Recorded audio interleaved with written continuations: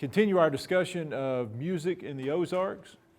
And we've been talking about the different kinds of songs that were recorded. We know that the songs we've been listening to are in extensive folk music collections.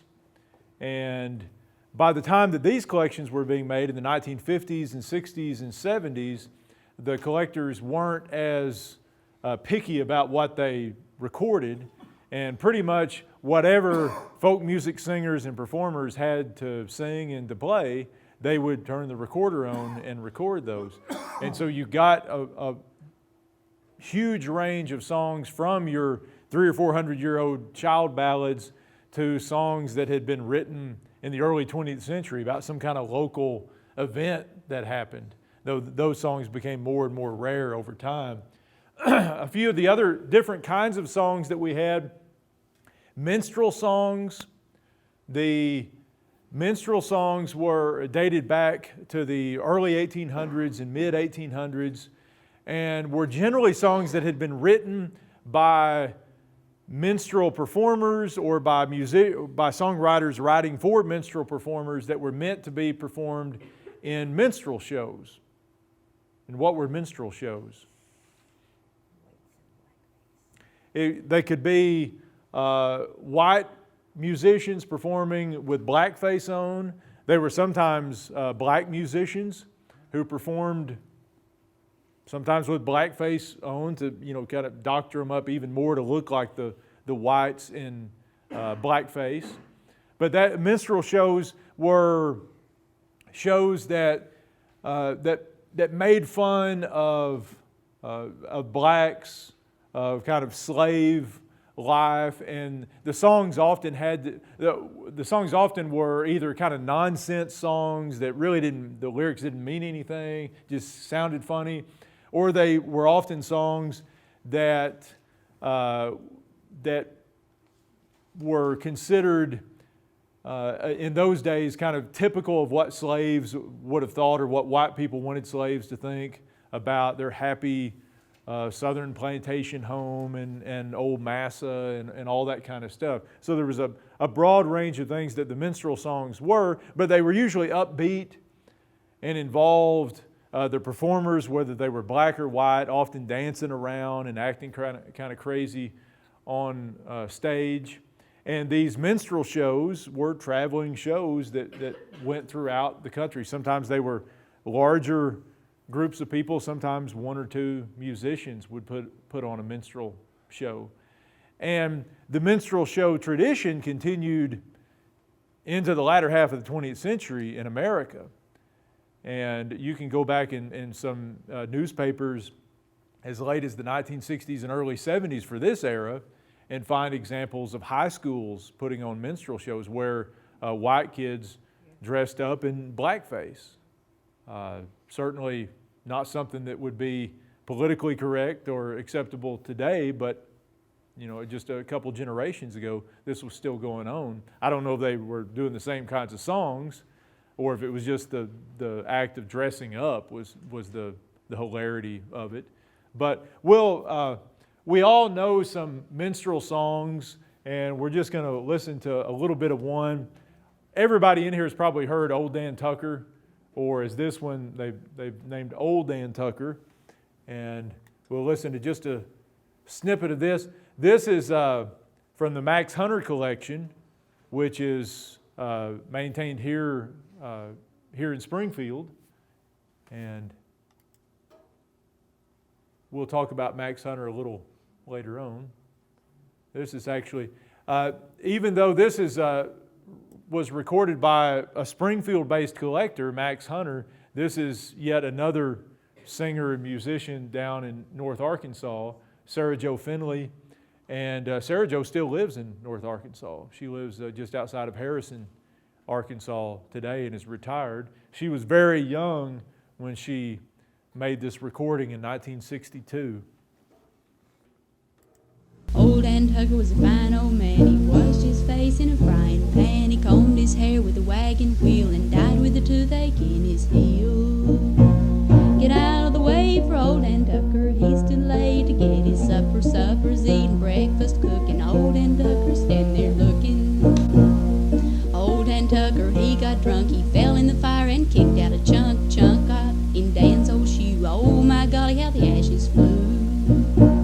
Get out of the way, for old Dan Tucker, he's too late to get his supper. Supper's eating, breakfast cooking, old Dan Tucker's standing there looking. Old Dan Tucker down in town, riding a goat and leading a hound. The hound gave a yelp and the goat gave a jump and left old Dan a straddle of a stump. Get out of the way, for old Dan Tucker, he's too late to get his supper. Supper's eating, breakfast cooking, old Dan Tucker standing there looking. That's Sarah playing the banjo. Yeah. I'm pretty sure that that's what she played, so I'm thinking that sounded a little banjo-y. Yeah.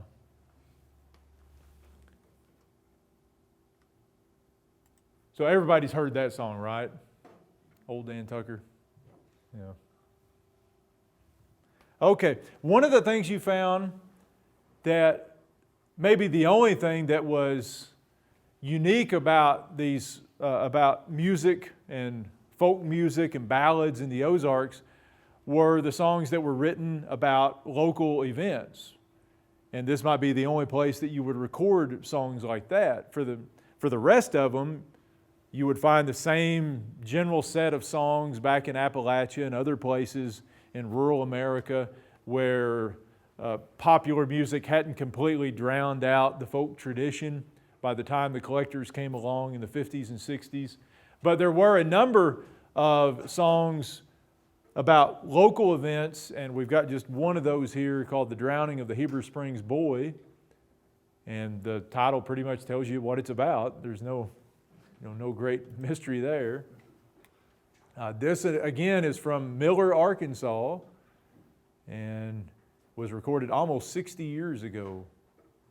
It was early in the springtime, in the month of May, a young man in deep sorrow from home he went away. His parents locked in slumber, he bid his last farewell. The agony he suffered no human tongue could tell. He sank beneath the wave, no mother there to save, no father's hand to help him, he filled a watered grave. He left a lonely brother and friends to mourn his loss, his broken-hearted parents to bear a heavy cross. I pray the God of mercy to pity such a sight, and send a holy angel to make their burdens light. Yeah. He sank beneath the wave, no mother there to save, no father's hand to help him, he filled a water's grave. The song about the drowning of the Heber Springs boy was sung by Mrs. Myrtle Verser and Mrs. Alma Parrott of Miller, Arkansas. And that was the voice of John Quincy Wolfe, Jr., the folk song collector.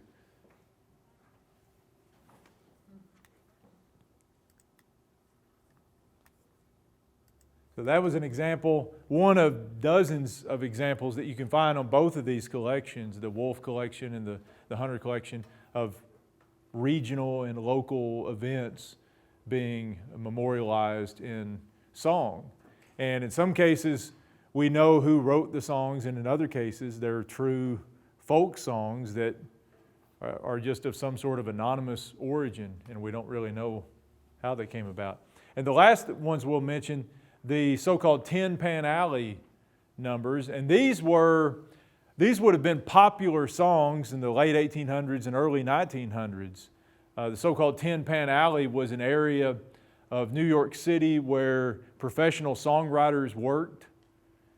And one of the things that the folk song collectors found, even in a place like the Ozarks, that there were lots of what at one time had been popular songs floating around in the folk song collections here. And people were singing songs that many people thought were old songs. They sounded kind of old-timey, but they may have just been 40 or 50 years old by the time the collectors came through, and had been written by professional songwriters in New York for a few pennies. And one of the better known of these Tin Pan Alley songs was Casey Jones, and we'll hear just a snippet of that one from the Max Hunter collection.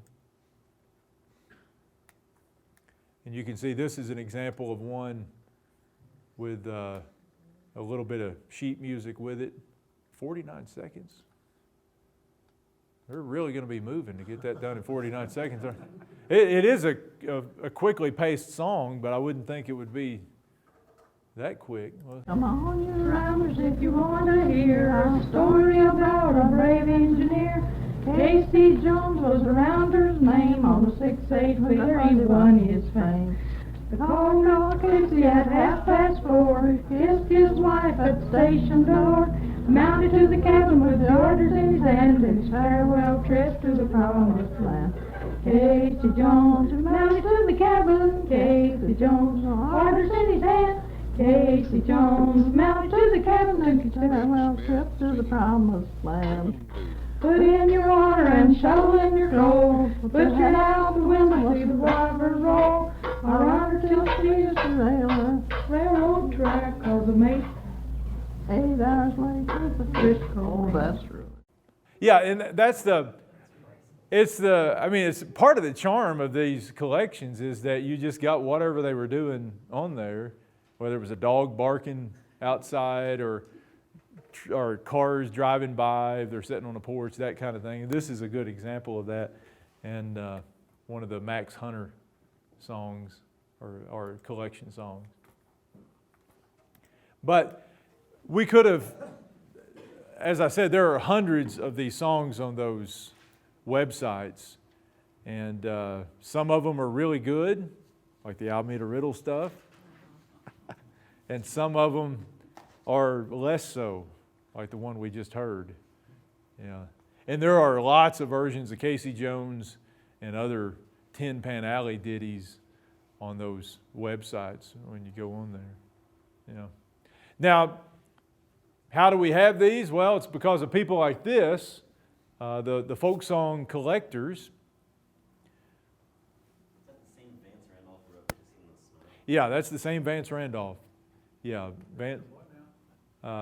he asked if that's the same Vance Randolph who wrote the book Pissing in the Snow, and it is. And he wrote many other books as well under his own name and other pen names. Yeah, he wrote all kinds of folklore type books about the Ozarks. Randolph wrote more than anybody else ever about the Ozarks, and has probably been more associated with the study of the Ozarks than anybody else. Yeah, but he, at one time, he was an avid folk song collector, and worked. You can see here with an old recorder that he carried around in the trunk of his car, and he was just one of the earliest of many folk song collectors who scoured the Ozarks beginning in the 1930s. Some of them maybe a little bit earlier weren't necessarily recording things, maybe doing like some of the earliest folk song collectors and just writing down lyrics and things like that. But he actually was one of the first to record using what we would consider archaic recording equipment, some of the songs. And really it's only in the 1950s when you get affordable, portable, reel-to-reel tape recorders that you start finding, the collectors who go out and collect hundreds and hundreds of folk songs after Randolph comes along. But he was certainly one of the earliest and one of the most influential in a number of ways. But this was a pastime that many people got involved with, some of them professionals, some of them musicians, some of them not. Some of them academics, sometimes They weren't. Among those who collected in the Ozarks, R.P. Christensen was specialized in fiddle tunes, Lohman Kanzler. But these three here are the ones who left large collections that two of them have already been digitized and the other one is in the process of being digitized. Mary Celestia Parler was Vance Randolph's wife. And she was a professor at the University of Arkansas who was not from the Ozarks. Vance Randolph wasn't from the Ozarks either. But at the University of Arkansas, she got very, very interested in the Ozarks and especially in the folk music of the Ozarks, and started going out and collecting ballads and having her students in different classes collect songs as well. And the University of Arkansas has her collection today, and hopefully in a year or two it will be up on the web as well. It's larger than either the John Quincy Wolfe Folklore Collection or the Max Hunter Folk Song Collection. John Quincy Wolfe, we heard his voice a while ago, started collecting in the early 50s and collected really up until near his death in the early 1970s. He was an English professor in Memphis, but was a native of Batesville, Arkansas, which is on the extreme southeastern edge of the Ozarks. And the way he did his collecting is he had a family home in Batesville, and in the summertime, he would bring his family back to Batesville, or he would come back to Batesville and would operate out of his old family home that he had grown up in and would do all of his collecting in that area of the Arkansas Ozarks. And he started out by putting advertisements in area newspapers saying that he was looking for people who knew old songs and would you please contact him and all that kind of stuff. And that's how he ended up discovering Almeda Riddle. She didn't respond to one of his ads, but one of her neighbors responded and said, I know some old songs. And he went to this place to record her neighbor, and she was there at the house visiting. And undoubtedly started singing at some point. And he was impressed, and certainly impressed by the vast storehouse of songs that she knew, from child ballads to the drowning of the Heber Springs boy or whatever new stuff she was singing. And they even eventually, what made Almeda Riddle significant and unusual amongst these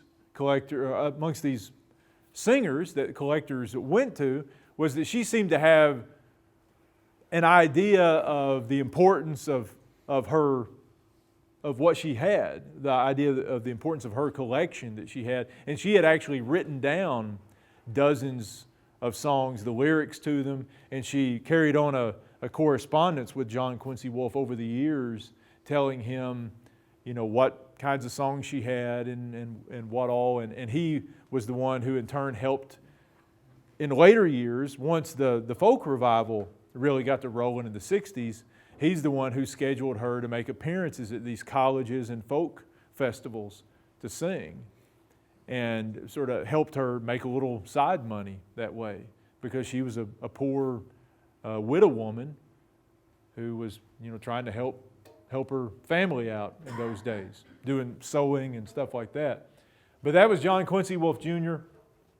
And Max Hunter, who is pictured there, was from here in Springfield. He was actually not an academic. He was an amateur musician, but he was a traveling salesman. And he visited and made his recordings when he was out on his travels. He traveled around southern Missouri and northern Arkansas and found time to do these recordings doing that, and eventually amassed a large collection of folk songs himself. And then most recently, Gordon McCann, who still lives here in Springfield today. Max Hunter has passed away. All these other people have passed away, but Gordon McCann lives just a few blocks from the university here in Springfield. And Gordon has been collecting since the 1970s and has amassed a huge collection. His specialty is fiddle tunes, but he collects a lot of other stuff as well. And a couple of years ago, he donated his large collection to the university here. So we have that, or most of his collection, over in the library today. And he's still active out there, and still occasionally makes recordings, and is in his 80s now, and occasionally comes to some of these classes. He hasn't been here this year yet, but I think on the last time I taught this class, on the day that we talked about music, he was here. So he got to pitch in and offer his own 2 cents worth. But so you got, and there are other collectors as well. These are just some of the more notable ones, and that's a big part of the Ozark music scene is the collecting of folk songs that has gone on over the years from a lot of these older folk singers, most of whom aren't around anymore, especially those who were recorded back in the 50s and 60s and 70s. They're pretty much all gone now, but we have this large body of music that they left behind.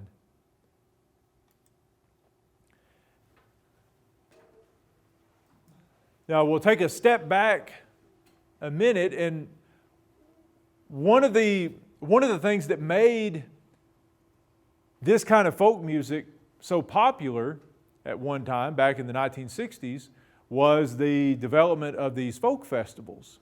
And we still have folk festivals today. They may not be quite as much of a rage as they were at one point in the 1960s and 70s during the height of the folk revival, but these have been very important for the preservation of folk music in the Ozarks and for encouraging a younger generation to get interested in folk music. People like Butch mentioned earlier, Joan Baez, and you had people your age back in the late 50s and early 60s who were into this kind of music. It may surprise some of you now to listen to that and think, how could college-age students be into that? But that was part of the folk revival in those days. That was kind of getting back in touch with your roots, or your family's roots, or roots that you never really had but you wish you had. Making contact with something authentic in an age when many people thought that everything was becoming homogenized, and you had the growth of these suburbs, and you had a whole generation of kids who were coming of age who really had no connection to a rural past, and all of a sudden found it in music, and found it in other things as well, but certainly in music. And so this was big. But the folk music festival, or the folk festival movement in the Ozarks, can be traced back to the 1930s. The first festivals took place in 1934, and these festivals were designed to highlight dying musical traditions and dying arts and crafts traditions. We've talked about folk art in the Ozarks and crafts and things like that.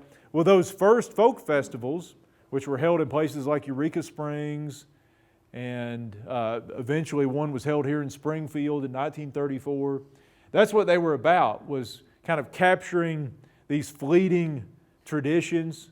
Of course, we think back, that was almost 80 years ago, and we're still often doing the same thing now. So the traditions weren't maybe as near death as they were afraid they were in 1934, but that's what was going on. You would, the festivals, basically, how many of you have been to a folk festival before? Anybody? Okay, several people have been to a festival. They work basically like they do now. You would have performances of traditional music. This is pre-bluegrass in 1934, so these were fiddle tunes and banjo music and ballads that were often unaccompanied by instrumental music. And you would generally have these performed by old-timers, like the ones who've been singing these songs we've been listening to and the ones who are pictured. You would often have in these folk festivals often displays of folk art and basket making and blacksmith work and all that kind of stuff, the various folk traditions that people in the Ozarks and in rural America had at that time. And the idea was to put these on display and people come out and sort of gain a new appreciation for them, maybe work to preserve these traditions, and maybe make a little money, especially for those who were selling white oak baskets or corn shuck dolls or things like that, but put a few pennies in their pocket. It is the middle of the Depression, after all, in 1934. And these folk festivals, probably had it not been for the Depression and then for World War II, probably would have caught on before that and become steady year in and year out things. As it was, the folk festival movement pretty much peters out at the time of World War II when the focus of the entire country shifts to other more important things during the war effort. But after the war, the festivals start back up in the Ozarks, with the first one taking place, the Ozark Folk Festival in Eureka Springs, Arkansas in 1948. And this again brings out traditional singers, musicians, craftspeople, all that kind of stuff. And this becomes an annual event. The Ozark Folk Festival goes on and on. It's still going on today in a different form, but Eureka Springs still has a folk festival every year. And then the one that becomes the kind of runaway success story of Ozark Folk Festivals starts in 1963, and that's the Arkansas Folk Festival, which is still going on today. It will take place again in April of this year. And it was planned in part by Jimmy Driftwood, the guy that we talked about earlier. This was in his home county in Stone County, Arkansas, and by several other people. It was a lot of the people involved in these early folk festival movements, and the Arkansas Folk Festival, were actually extension agents. Does anybody know what an extension agent does? That's what originally extension agents were designed to. They were experts in different kinds of agricultural methods and stuff like that, and they were on the ground people who helped farmers. You would have an extension agent in each county, or maybe multiple agents, depending on how big the county was and the different kinds of agriculture you had going on. And these extension agents would help farmers come up with new strategies to make a living and new ways to plant this and grow that and all that kind of stuff.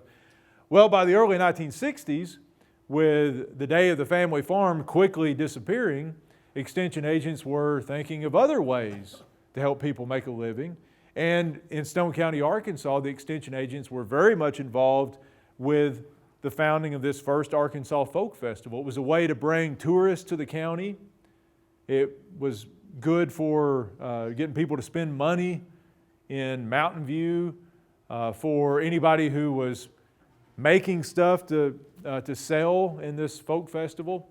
And so in April of '63, they had the first one. Within a couple of years, it had just become a monster success. The heart of the folk revival. This is in the age when college-age students and people in their 20s and 30s were really getting into folk music, authentic music of all kinds, whether it was the blues or this kind of white mountain music. And people would come down from Chicago and come from all over the country to go to these folk festivals and see these old-timers dressed in granny dresses and overalls and all that kind of stuff, singing their songs that they had learned from great-grandma and had passed down in their families. And it was an exciting time for this folk revival. By the early 1970s, the Arkansas Folk Festival had gotten so big that they spread it out over 2 weekends instead of just one weekend, and had to bring in police from all over the place to help. There were tens of thousands of visitors who would come into this little town. And there was nobody famous singing at these things. That was part of the charm of it in those days. You go to these folk festivals, whether they're in Mountain View, Arkansas, or somewhere else, and with the exception of the really big ones like at Newport and a few other places, they were usually just locals who were singing and playing, and that was part of the allure of them. You get to see authentic people singing their authentic songs as people thought they were. And the earliest folk festivals in Mountain View, Arkansas actually took place at the old high school.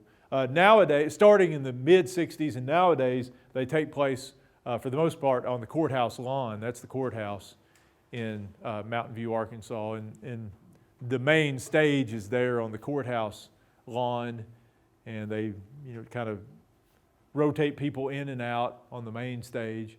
And then it was in the same town where the Ozark Folk Center opened 10 years later. And it was the impetus for the Folk Center largely came from the success of the Arkansas Folk Festival. People so interested, especially in the music. They were interested in the folk arts and crafts as well, but the music was 90% of what people came to the Folk Festival for, and the reason that the Ozark Folk Center was built there. And it's still operating today, or it will be once season cranks up here in April. They'll be heading into their, what will that be, their 41st season.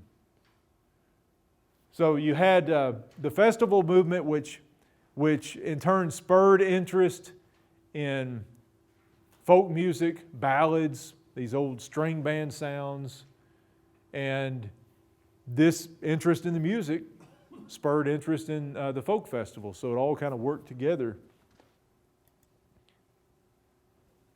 Does anybody have any? Now, so far what we've been talking about is, for the most part, secular music. Generally when we talk about folk music, we're talking about these secular songs, non-religious songs, though they often have messages of morality and things like that. They're not the kind of songs you would sing in a church service somewhere. But we know that in the Ozarks, we are here in the Bible Belt, and religion has been very important for people in the Ozarks from the earliest days. And it would make sense that religious music, sacred music, would also play an important part in the story of Ozarks music. And we'll talk just a little bit about this. Mainly, when we talk about sacred music, not all sacred music obviously is gospel music. More than likely you're not going to go to your local Episcopal or Presbyterian church and hear them singing gospel music. And for a lot of people, when you say gospel music, what do you think of? If you weren't from the Ozarks. Revivals. And a lot of people outside of the South and outside of the Ozarks think of black gospel music. When you say gospel music, a lot of people just assume you're talking about black gospel music. In this case, in the Ozarks, we're talking about white gospel music, and there often is a difference, kind of a divide in the gospel music world between white and black gospel. And since the Ozarks is overwhelmingly white, that's mainly what we're talking about when we talk about gospel music. But there are other kinds of sacred music that were basically like sacred music in most other parts of the country. If you were a Presbyterian or an Episcopalian, or in later years, a United Methodist, your hymn books look pretty much like everybody else's hymn books somewhere else. Even the same, for a Southern Baptist. You might have the same Broadman hymnal that other people had. But gospel was a little bit different, and gospel music was something that became associated in the 1800s with certain kinds of churches, generally evangelical churches, and we will talk a lot more later about religion, specifically about religion in the Ozarks. We won't go into a lot of detail here about religion since we're on the music side of things. But your evangelical churches like Baptist churches, Pentecostal churches were ones where gospel music was very important and was likely to be performed, and their members performed these. In the 1800s, you had the gospel music tradition was often carried on by singing school teachers. Has anybody ever been to a singing school? Nobody's been to a singing school? In the 1800s and early 1900s, singing schools were rarely ever actual physical schools where you went to, like the one that's pictured up there, and we'll talk about that in a minute. A singing school was generally a week-long or a 2-week-long tutorial, you might call it, put on by a singing school teacher. And this was a person who was versed in the rudiments of music. And generally, the singing schools back in those days were operated using shape notes. And if you've never seen shape notes, these are you use your musical notes. You have the staff and bar and all that kind of stuff like that.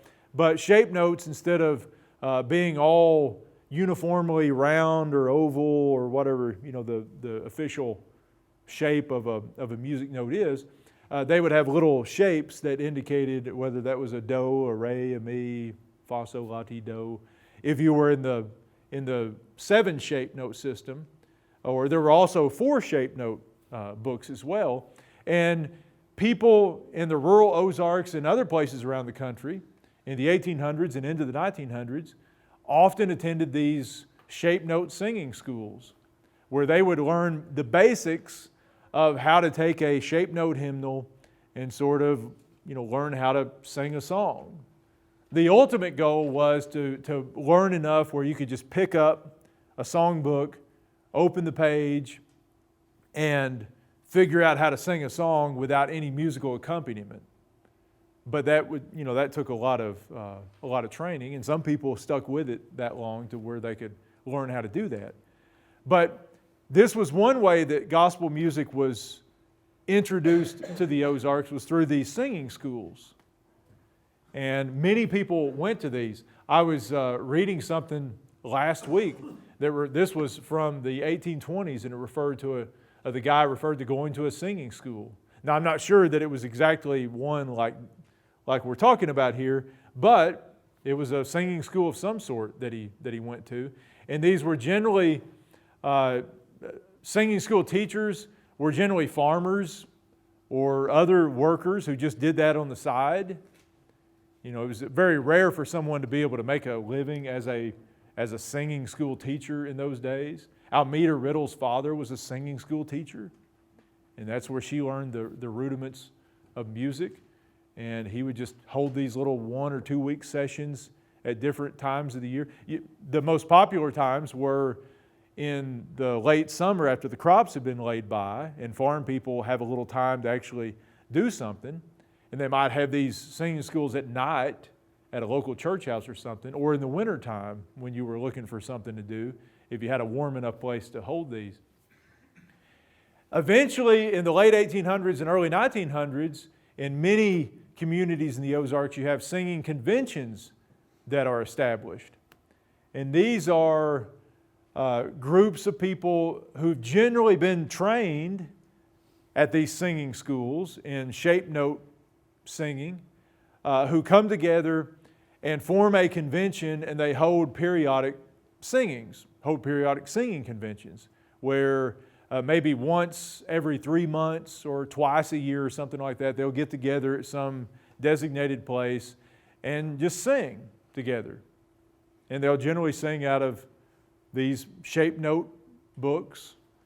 And singing conventions still exist today. There are still lots of singing conventions scattered around the rural Ozarks today, where people get together on a Sunday afternoon, maybe 3 or 4 times a year, and just sing these songs. And they sang gospel songs. They sang sacred songs. Eventually, some of these singing schools and the singing conventions morph into more permanent singing schools. And one of the more unique that we have in the Ozarks, it's really the only one of its kind that I know of that's still in existence today, is in a little town called Brockwell, Arkansas, where the Brockwell Gospel Music School is. It's been operating there since 1947. when it was founded by a young singing school teacher named Orgel Mason, who had actually gone off to Texas and had trained in a bigger singing school that was operated by the Stamps-Baxter Music Company. Anybody familiar with the Stamps-Baxter Music Company? Have you ever gone to a church that had those little Heavenly Highway hymnals? You've heard of the Heavenly Highway hymnals? Those were published by the Stamps-Baxter Music Company. Probably if you weren't raised Baptist or Pentecostal or Country Methodist or something like that, you may never have had any reason to come across a Stamps-Baxter hymnal. But that was a big company that produced lots of these hymnals. He trained there, came back, and with the help of a local singing convention, they set up this singing school. And the way it still operates today, they've got a website. You can go look at it. They exist. They have a website, so they must, right? 2 weeks in June, 2 weeks every summer, they operate this school, and there's several buildings now as part of the school grounds. And children go there, and adults. Some adults can go to these things as well. You go there and you learn the rudiments of shape note music, and you learn some of the just rudiments of music education, period. Most of the people who teach at the gospel music school today are also trained in regular music as well, and some of them are music teachers in their real life. So this is it's a neat little school that carries on that old tradition of gospel shape note music, and they train several dozens of kids every summer. There used to be several of these schools around, but that's about the only one that I know of that still exists in the Ozarks. Most of them have disappeared years ago. But kind of a neat thing and a neat part of Ozarks music history. And speaking of Ozarks gospel music history, one of the most prolific authors of gospel songs in American history wrote many of his songs while living here in the Ozarks. If you haven't heard of Albert E. Brumley, you've certainly heard some of his songs. Almost everybody's heard I'll Fly Away. Somebody mentioned Oh Brother, Where Art Thou earlier. I believe that was one of the featured songs on the movie Oh Brother, Where Art Thou, I'll Fly Away. Every act in country music and gospel music has recorded I'll Fly Away at some point. Turn your radio on. There's a lot, you could go down the list, and there are a lot of songs that if you didn't recognize the title of the song, you'd probably recognize it when it started playing. He was credited with writing, I believe, over 700 songs, publishing over 700 songs in his lifetime, which is a lot of songwriting. And most of them were gospel songs. Not all of them were. Some of them were more, now you wouldn't really call them pop songs, but sentimental songs, that kind of thing. And Brumley, you can see, was raised in eastern Oklahoma, but lived most of his life in Powell, Missouri. Does anybody know where Powell is? It's down in McDonald County in the southwest part of the state. It's just a little spot in the road, but that's where his operation was, and his publishing company was there in Powell, Missouri. That's pretty much all that was there, and that was his headquarters. And later in life, Brumley founded an annual singing convention or a singing sort of convention in more the sense that we think of convention, where a lot of people go someplace and meet for some kind of reason and do something. It started in northwest Arkansas, in Springdale, Arkansas, and eventually moved to Lebanon, Missouri, where it's still held today. The Albert E. Brumley Gospel Music Sing, which is a 2 or 3 day event held every year. And so that's part of his legacy. And part of what ties the Ozarks into this, huge body of gospel music. And I would say there are probably more people in the Ozarks today who are into gospel music and listen to this kind of gospel music than there probably are who are into child ballads and broadsides and things like that, even if we may be better known for the, what we generally consider folk music, the child ballads and the old songs like that.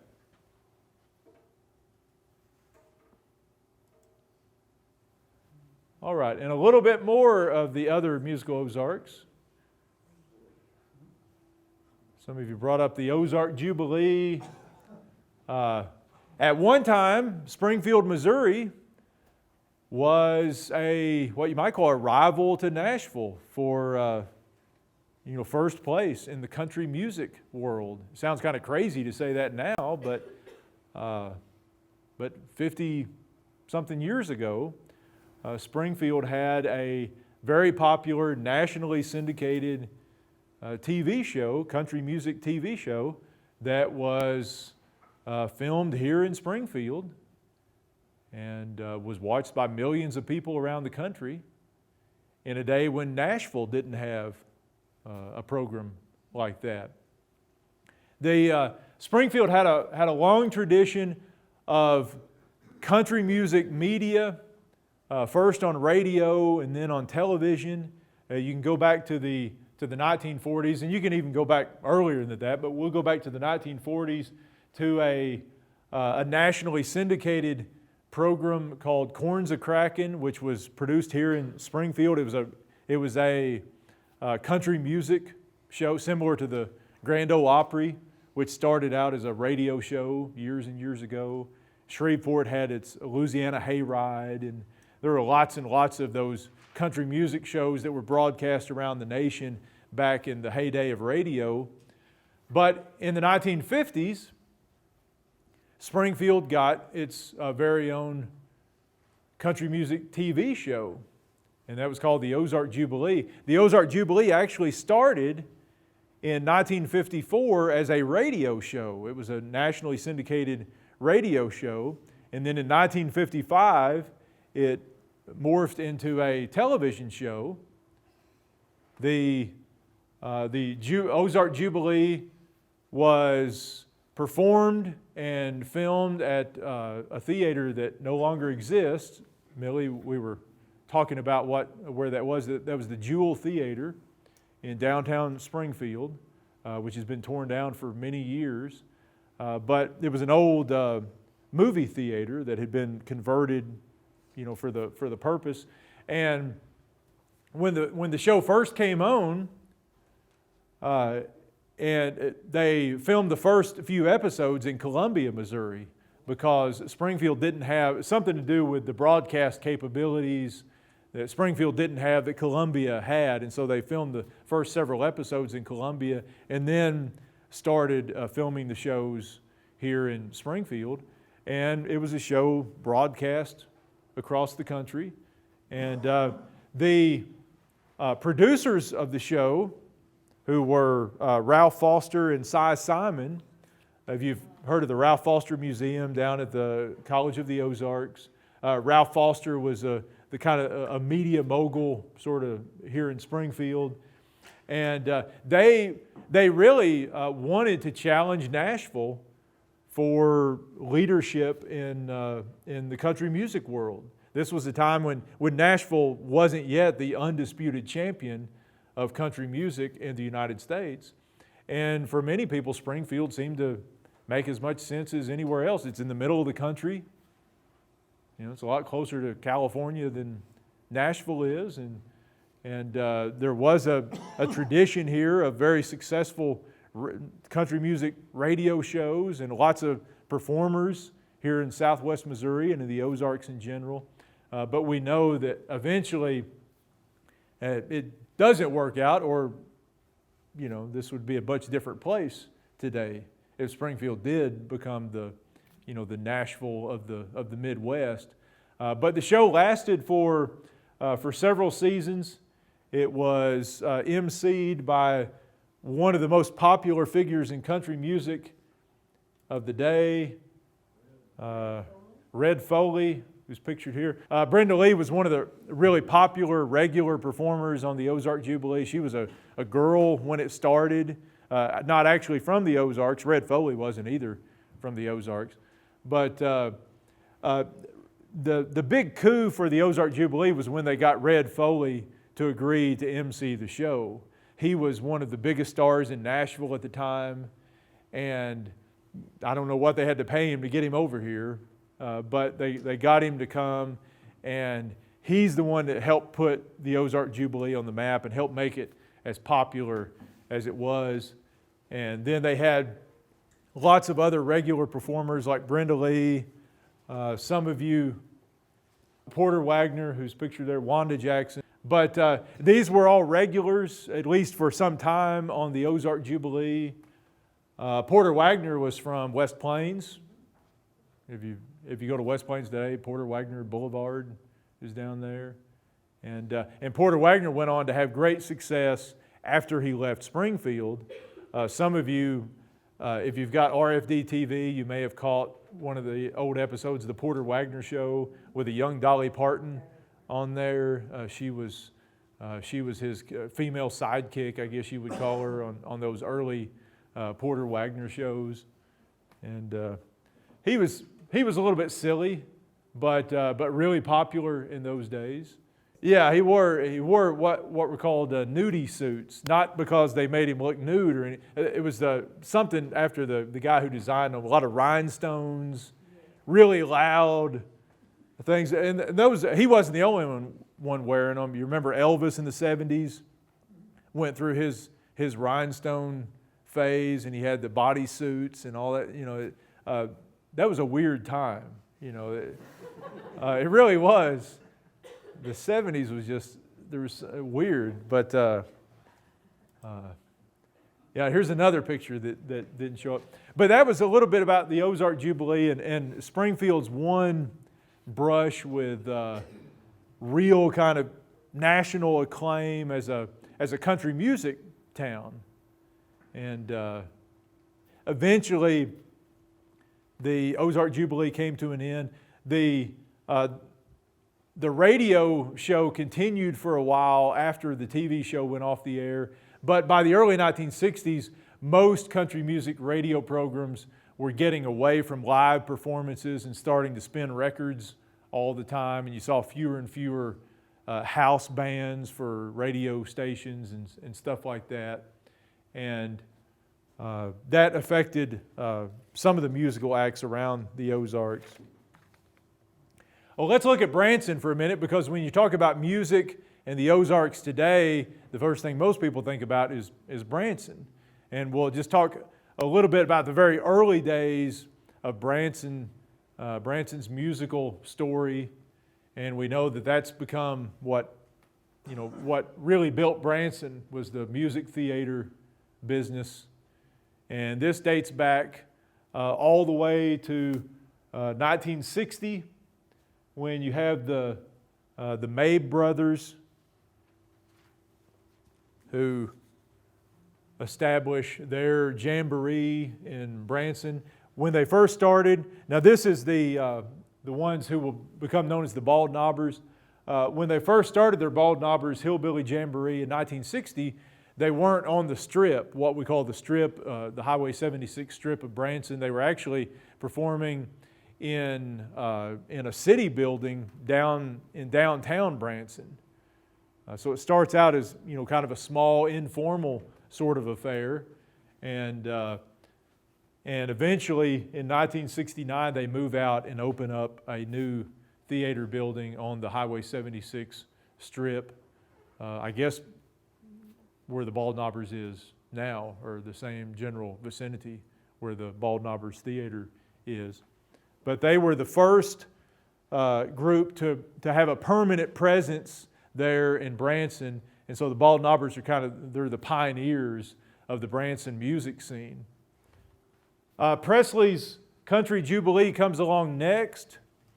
Presley's points out still today that it was the first of Branson shows on the Strip, and that's right. It wasn't the first show in Branson, but it was the first to locate on the Strip, and it was founded by Lloyd Presley, the patriarch of the Presley family. Presley, like the May brothers, had been playing music around the Ozarks for a long time before he started in Branson. And the success of the Bald Knobbers convinced the Presley family to go to Branson and to try their hand at this as well. And originally their theater was known as the Mountain Music Theater. Today it's Presley's, is it Country Jubilee or Mountain Music? It's Country Jubilee. And so it's still there on the Strip. And this picture is actually of their first building. And then there was, in the 70s and 80s, you had lots and lots of other, mainly country groups who came in. You had groups like the Plummer family there on the left, who were from Knob Lick, Missouri. Does anybody know where Knob Lick is? It's up in the northeastern part of the Ozarks. It's just a little bitty town. I think there's one store there today. That's where the Plumbers were from. Then you've got over here the Foggy River Boys, who sung country, gospel, and were champions of style in the 70s, as you can tell from the, I don't even know what you call that. Are those leisure suits or polyester? I mean, they're definitely polyester or something. Those are really, what's really nice though are the white shoes, the Cousin Eddie shoes. Yeah, those are Cousin Eddie. Everybody knows those as Cousin Eddie shoes today. I would love to have a pair of those, but I would want the blue socks with them. We shouldn't make fun of them. I mean, they're all grinning. They think they're in style, and they were, I guess, in the 70s. That's what scares me about the 70s, is that people dressed like that and were happy about it. But that's... Butch, did you ever have any a suit like that? Of course. There you go. I might have a picture of them. There you go. Bring it to us, and I hope you still got the white shoes, the slippers to go with it. Yeah. Yeah, the Jordanaires, Bob Hubbard, who was the leader of this group, had been a member of the Jordanaires, and the Jordanaires backed Elvis up for much of his career, or different versions of the Jordanaires. Like a lot of those groups, members come and go and all that kind of stuff. But yeah, if you've heard many Elvis songs where you've got a backup group, it's probably the Jordanaires that you're hearing in the background. But they both had theaters in Branson for several years. But things started to change in the 80s and 90s. The first big change for Branson came in 1983 when Roy Clark, who was a major star at the time, he was the star of Hee Haw. And for most of you, that doesn't mean anything, but back in the day, that was in 1983, Hee Haw was still in the middle of its run and was still a very, very popular syndicated country TV show, and with Buck Owens and Roy Clark. But Roy Clark was more than just a country music star. He had had success in pop music as well. Was just a very gifted musician, and when he started a theater in Branson, that brought a whole new crowd to Branson. All of a sudden you had somebody with national appeal. The Presleys and the Bald Knobbers and the Plumbers and all those were great, but they were all regional acts at best, and outside of southwest Missouri and northwest Arkansas, most people had never heard of them, but people had heard of Roy Clark, and that kind of opened the way for other celebrity theaters to come in, like Mel Tillis and these other people, Boxcar Willie, and other people that don't mean anything to most of you if you're 22 years old or something like that. You've never heard of these people, but at the time they were at least popular, or they had been popular just a couple of years before. And that's generally how you get to Branson, is your popularity has waned somewhat, and that's the next, that's where you end up in Branson. Well, people still have heard of you, but most people with money and advertising clout don't want to listen to you. But and then everything just kind of explodes in 1991 when Andy Williams comes to town. We know Andy died just late last year, but Andy Williams was a major figure, not in country music, but just in sort of general American pop music, using pop music, from the 60s, pretty much. But he was a large figure. And when he comes to Branson, that's when the national media starts to pay attention. No longer is it just a bunch of yokels and Roy Clark and Mel Tillis, but all of a sudden Andy Williams is here. And, the Moon River guy and Born Free and whatever else he was singing back in the days, orchestral arrangements and all that kind of stuff. And when the media notices, 60 Minutes in December of 1991 did a long segment on Branson, on this explosion of Branson and the arrival of Andy Williams and all this kind of stuff. And when that happened, back in the days when lots of people still watched 60 Minutes, that spurred a sort of Branson mania. And in the 1992 season, you just had a flood of tourists who descended on Branson, more than had ever come to Branson before. And a lot of them were encouraged to come to Branson by seeing this on 60 Minutes. A lot of people had never heard of Branson before, but all of a sudden it became a place to go. And it's estimated that about 4 million visitors came to Branson in the summer of 1992, really taxed the local infrastructure when the roads weren't ready for that at all. And if you are old enough to have remembered going there in the early and mid 90s, or someone who has, there are all kinds of horror stories about traffic jams, just nightmare traffic on roads that weren't meant to accommodate that many people. For a few years, you had a huge boom in Branson. As booms do, they're eventually going to come to an end, or at least they kind of plateau. And that's what happened. We know Branson is still quite prosperous in many ways, and still millions of people come to Branson, but it didn't continue to grow at such astronomical levels. It couldn't and stay roughly the size that it was. But you do have in the 90s, you have lots of theaters that open up. It becomes the premier tourist mecca for the state of Missouri, if not for the entire Midwest region. And so Branson becomes not an overnight success. We've seen that this traces back, several decades as the music industry slowly built Branson to what it is today. And you could throw in there Silver Dollar City, which we'll talk about later in the semester when we talk about tourism, and the Shepherd of the Hills and all that kind of stuff. But it was really music, the music theaters, that made Branson what it became and what it continues to be today. And the last thing we'll mention, continuing our theme of kind of looking at different elements of music in the Ozarks, probably my personal favorite product of music in the Ozarks is the Ozark Mountain Daredevils, who had a Springfield, a base here in Springfield, and several of the members were from the Springfield area. And for copyright purposes, we won't play any Ozark Mountain Daredevil stuff, just in case. But you guys can YouTube.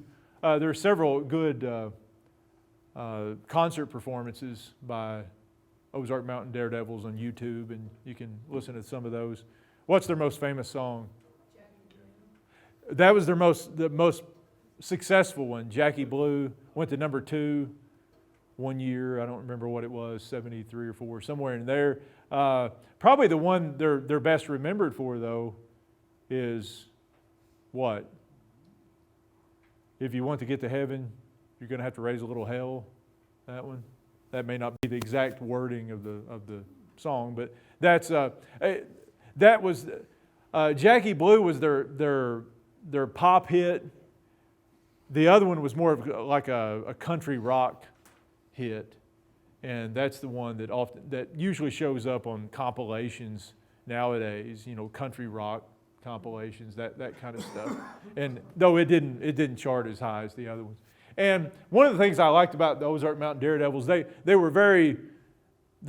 very conscious of their roots and their lives here in the Ozarks, and most of their albums kind of harkened back to Ozarks traditions, whether they had pictures of quilts on them, or like this one, an old house that may or may not be a log house. I can't hardly tell what's behind those boards, but they kind of played up that Ozark theme.